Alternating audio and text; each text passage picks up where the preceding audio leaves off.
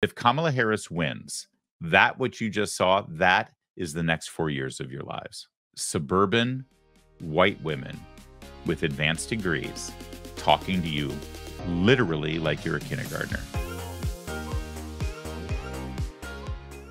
Last week, there was a big Zoom thing for Kamala Harris called White Women for Harris. Was it white women or white chicks for Harris? What'd they call this thing, Kevin?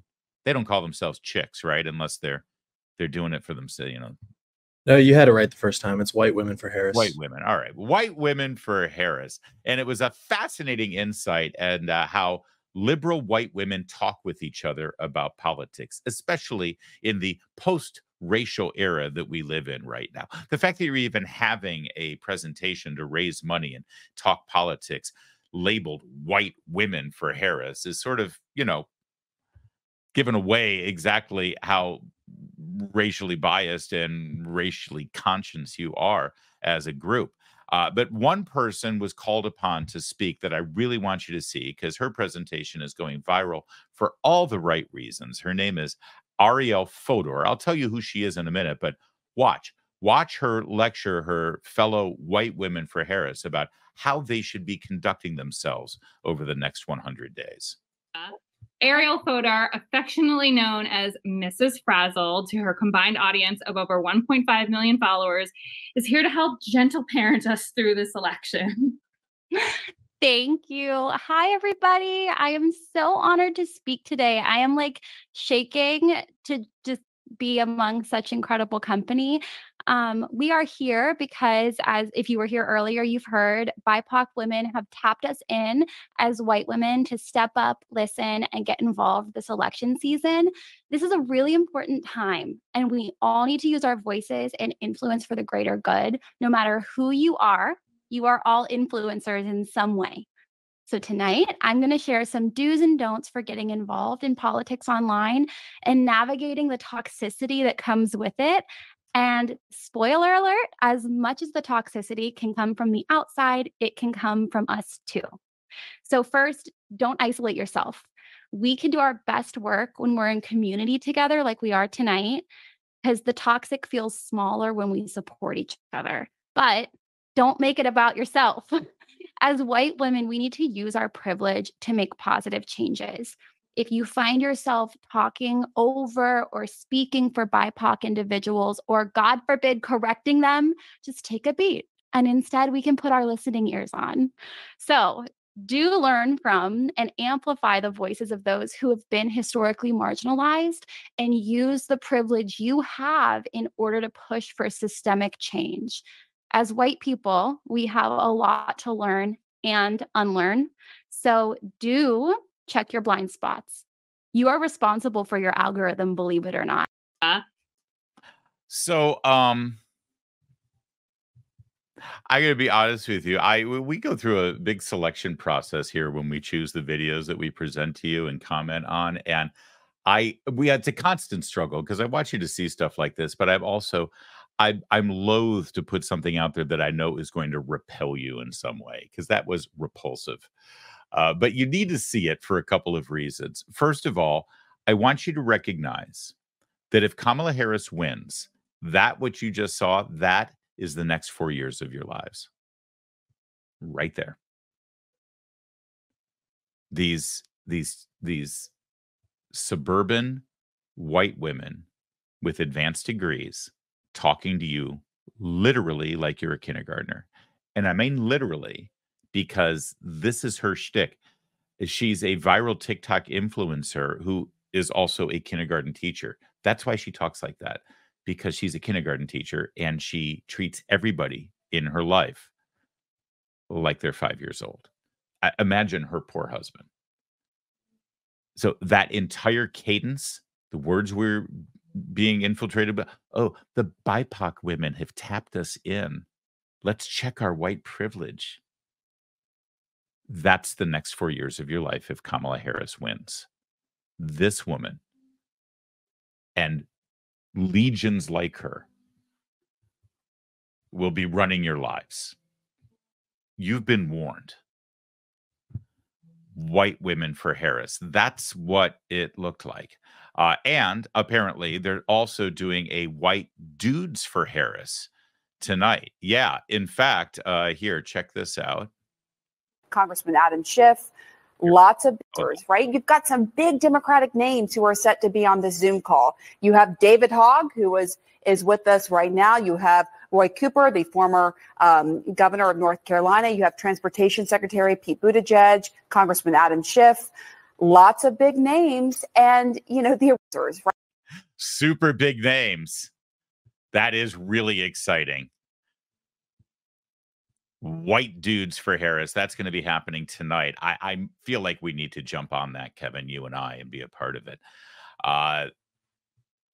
Also, by the way, my favorite thing about white dudes for Kamala, white dudes for Harris. Have you seen that over on the Harris for President campaign website, or is it still Biden for president?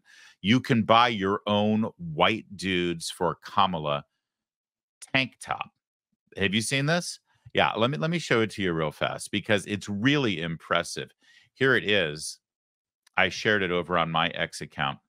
Yeah, there it is. The white dudes for Harris tank top. And you can see right there the model.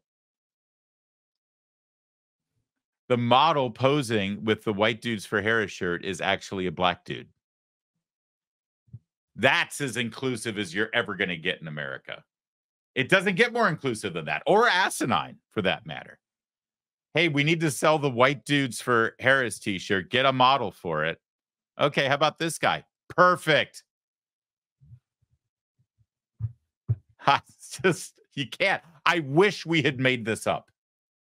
It would have made me happy. I wish we were that smart and clever. But no, they're just that stupid. So at the same time, they're doing this whole white girls for Kamala and talking like they're kindergarten teachers, literally, and even worse, talking to you like you're a kindergartner and telling you about how you have to check your privilege and you have to, oh, for God's sake, don't correct a BIPOC. Listen and understand with that. Okay, I wanted to say to our kindergarten teacher, God forbid we correct a BIPOC, but what if they're wrong? What do you do if they're wrong? What kind of kindergarten teacher do you think she is if she doesn't correct her students if they're BIPOC?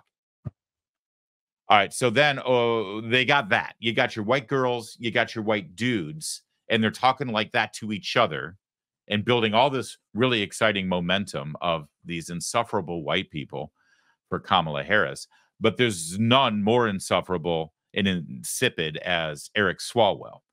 And I guess they've come up with these little Gen Zers on the Harris campaign who handle the social media. They've come up with this really brilliant political tactic against J.D. Vance.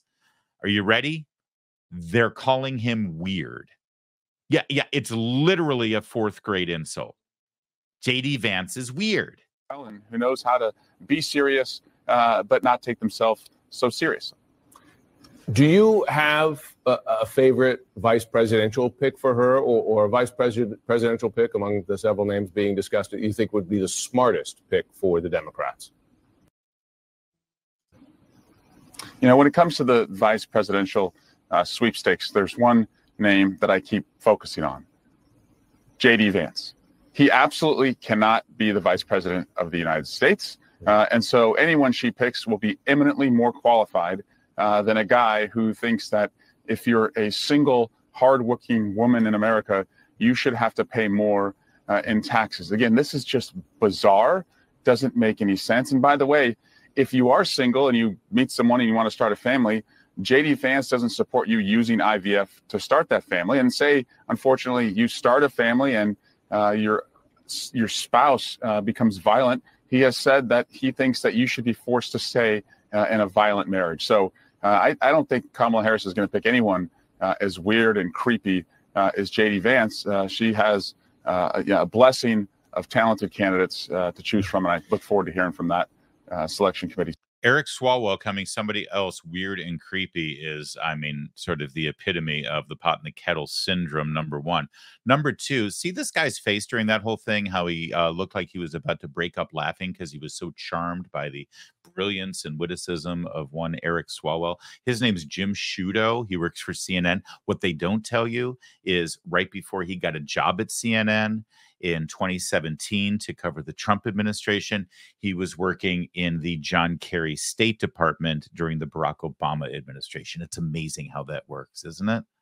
Yeah. Yeah, he was an official at the State Department under the Barack Obama presidency, and then CNN welcomes him with open. And now he gets to put on a suit and tie and get the anchorman haircut. He's almost indistinguishable from Jake Tapper, who also used to work for a congressman on Capitol Hill, a Democrat. By the way, somebody whose child married Chelsea Clinton. Yeah, that's who Jake Tapper owes his political career to.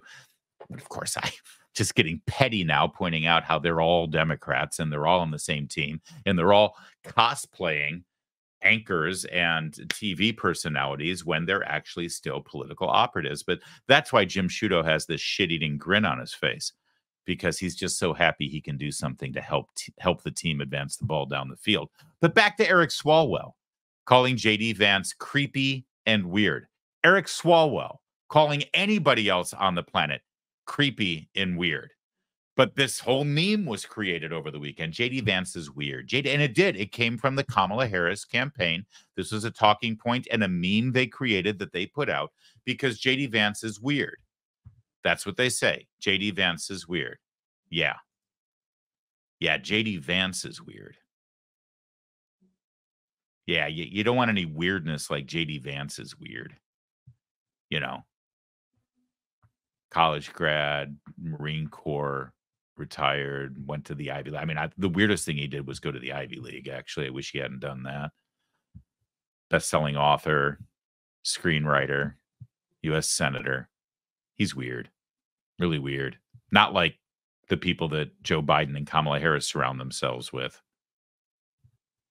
Normal, everyday Americans, like, their former nuclear scientist. But Gretchen Whitmer, also kind of strange herself. She picked up on the JD Vance's weird thing. This morning. Let's talk about this new race and that new talking point, weird or weirdos, or however you want to put it. Tell us, do you agree with that assessment? And why do you think it's breaking through? Well, it's quite a jarring segue. Weirdos and freaks. Here's Governor Whitmer. I think that my colleagues are pointing out the obvious, that the agenda, the way they talk to people, the way they address people, it is bizarre. It's weird. It is weird. I also don't want to diminish the fact, though, that it also presents a very real risk for us as a country. And weird is kind of a funny phrase to use because it's bizarre, but at the same moment, we've got to say this is a serious moment in this country. I am proud to be a co-chair of the Harris campaign because my candidate is offering us a brighter future, a focus on how she's going to make people's lives better. This perpetual, I think, aim to divide us and to inflame us and to anger us and to stoke hate is what's so dangerous in this country right now. And it's dangerous to divide us and to stoke hate in this country. Moments after spending over a minute talking about how Donald Trump and JD Vance are weird. And did you notice after going on and on and on about how weird they are, they're weird the way they talk to people and what they think and what they believe. They're just weirdos. They're weirdos, weird. But let's talk about Kamala Harris for a moment. So then she does for a moment. A focus on how she's going to make people's lives better. This perpetual, I think. Yeah, that was it. 10 seconds. Well, she's focused on how we're going to make our people's lives better. Now, back to the weirdos who are constantly dividing us. And nowhere does it register in their little weird brains, if I may use their word, that everything they do and everything they say is literally dividing us. They can't talk about the positives of their candidate. They can't tell us who she is or what she stands for without actually making about what she's not. Here's who Kamala Harris is. She's not that weirdo Donald Trump and JD Vance who are constantly dividing us. Well, wait a second. By calling your political opponent weirdos who are dividing us, aren't you in fact dividing us? I mean, you know that half of the country supports them. And so by labeling them as weirdos, you're saying that half of the country supports weirdos or fascists or Hitler or whatever pejorative that you want to throw in there, because it is the campaign of pejoratives. Every single instance, you watch it, you look out for it, and it's all you'll see.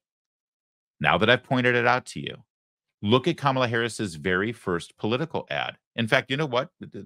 You know what? I'm gonna call an audible, Kevin. We're gonna look at it right now because it's absolutely the perfect example of what we're talking about. Hang on. I'm searching it on X, so I know that I'll actually get a good result. The very first presidential ad for Kamala Harris. Hang on. Now that's the.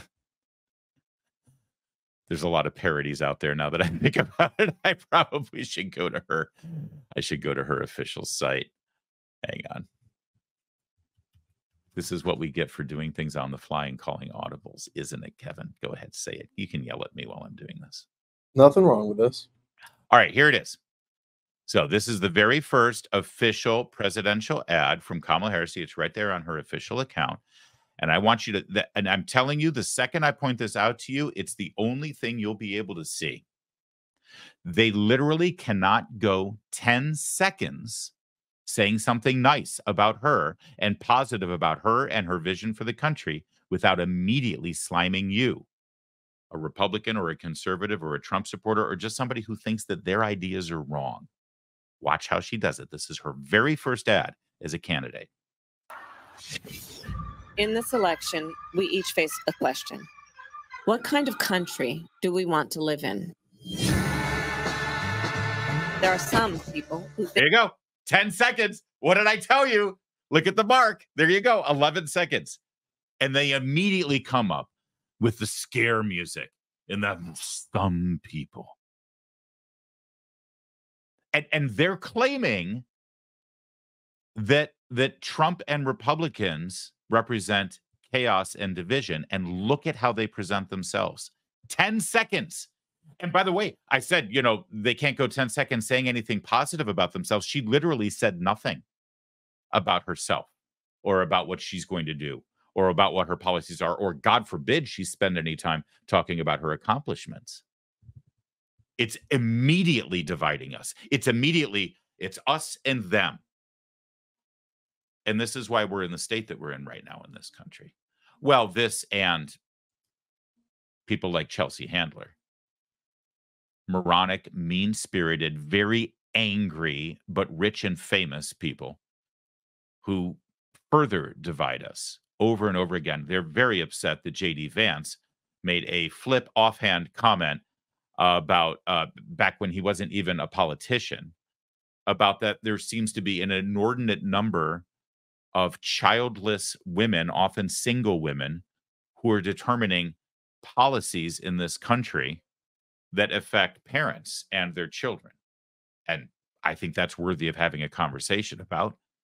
Well, women like Chelsea Handler, who is exactly the kind of person J.D. Vance has described, well, she isn't happy about that. So watch how she goes after the weirdo, J.D. Vance. Just look at this woman's face. Look at her behavior, watch how she acts, and recognize the irony of her calling somebody else a weirdo. Oh, hey, as you might have heard, Donald Trump's running mate and future star of his own Dateline episode, J.D. Vance, is ruffling quite a few feathers this week. We're effectively run in this country by a bunch of childless cat ladies who look at Kamala Harris. The entire future of the Democrats is controlled by people without children. Listen up, you wingnut elegy. This country is still controlled by men in systems that were set up by men that are carefully crafted to continue to benefit men. So to put it in women-hating terms, you'll understand you're being hysterical.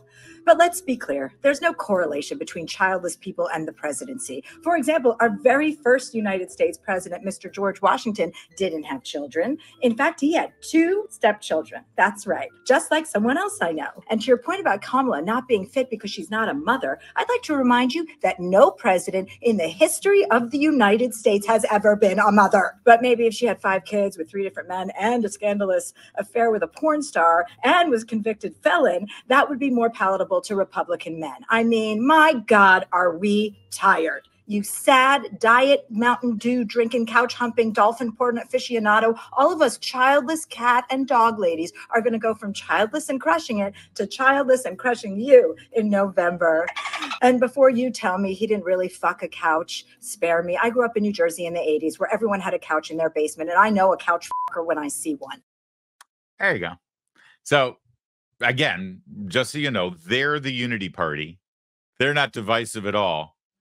They're all about harmony, holding hands, and singing Kumbaya so that we can, march toward the sunrise as one nation under God. Oop, did I say God? You're not allowed to say that with them. And you're the divider. You're the one who's actually pitting us against each other. You're the reason why we have such anger and chaos in our country. They really believe that and then put out crap like that. It's really something to behold. Either they're absolute, consummate, earnest liars who can just look at you straight in the face, knowing the truth, and yet in a psychopathic way, deliver a lie as if it was really coming from the heart. Or they're complete and total morons who don't know the truth. Either way, you want them leading you?